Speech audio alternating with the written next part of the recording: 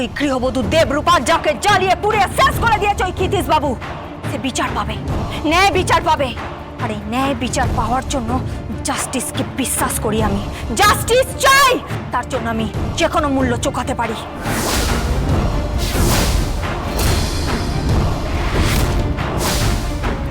তাহলে তাহলে এটাই তোমার শেষ কথা? হ্যাঁ। চলো।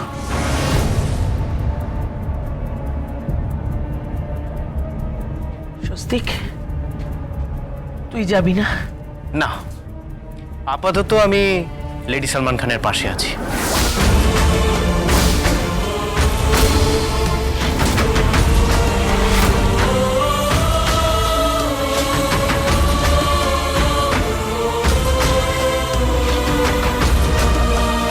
আপনি যদি কেসটা জেতেন না,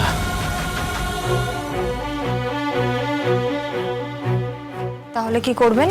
তাহলে আমি আপনাকে আরো বেশি ভালোবেসে ফেলবো।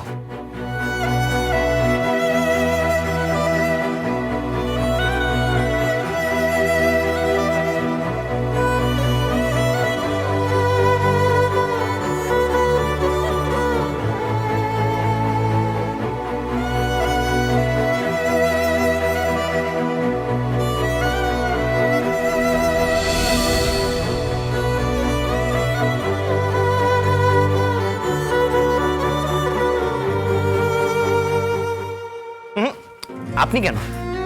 আমি বয়ে দিচ্ছি। মুখার্জি বাড়ির ছেলে জল বয়ে দেবে? মুখার্জি বাড়ির ছেলে নয়, গীতা মুখার্জির স্বামী। গীতা মুখার্জির স্বামী। গীতা মুখার্জির স্বামী। গীতা মুখার্জির স্বামী।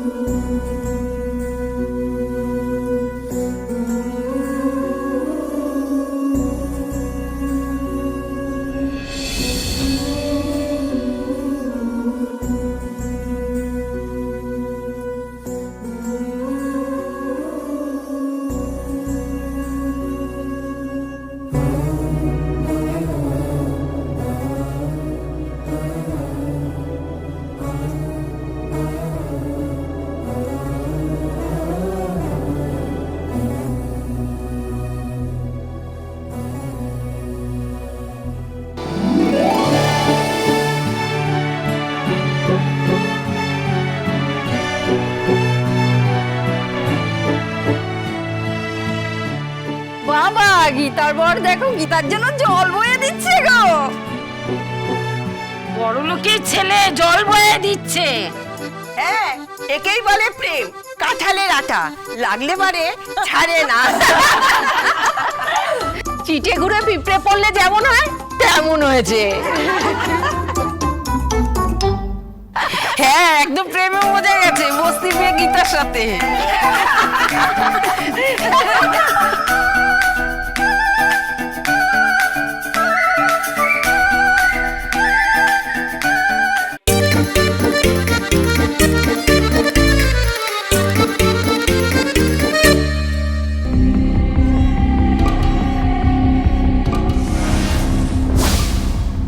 ঠাকুরের আশীর্বাদ, মন্দিরে গেছিলাম।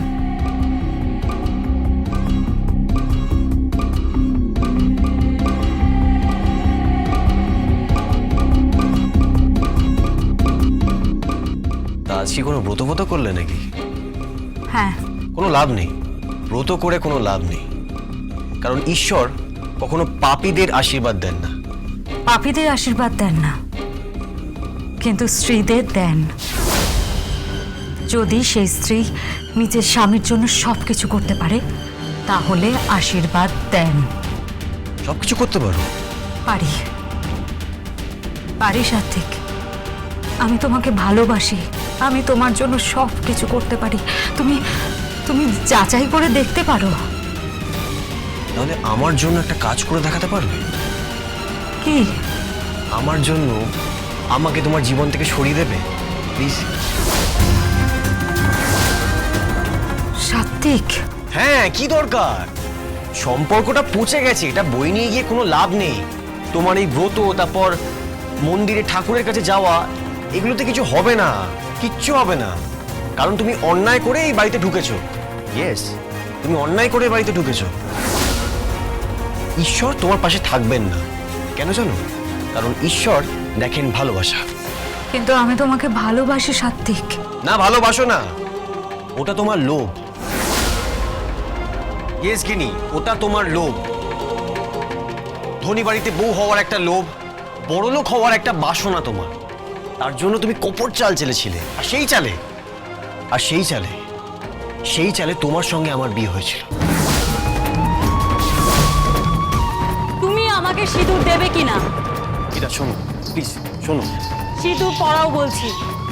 আমি একটা মেয়ে, আমারও একটা মান সম্মান আছে। প্লিজ আমাকে সিঁদুরটা পরাও।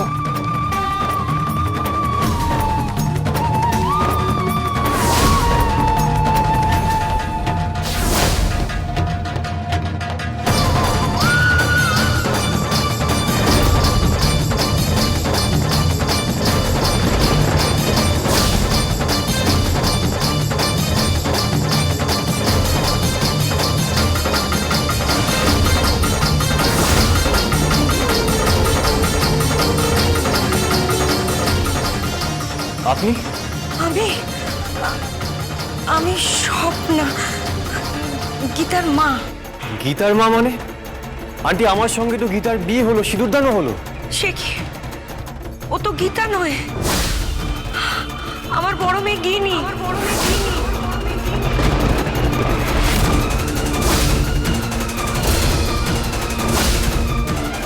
আর গীতা? গীতা আমার ছোট মেয়ে।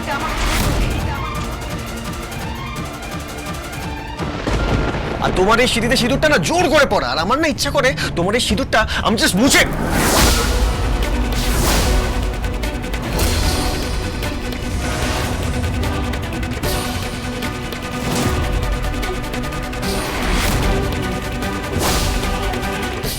কি করছো কি তুমি?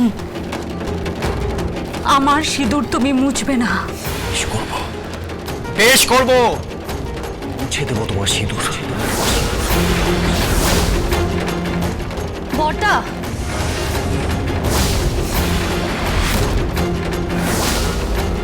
কি করছিস কি তুই? সিঁদুর মুছে দিচ্ছিস? ও তোর স্ত্রী, তোর সাথে ওর বিয়ে হয়েছে। ওর সিঁদুর মুছে দেওয়ার মানে তুই জানিস?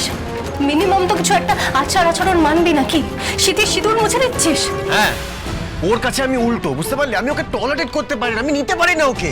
কেন নিতে পারিস না? হ্যাঁ, কেন পারিস না বল? হ্যাঁ, ওর মধ্যে কি কম আছে?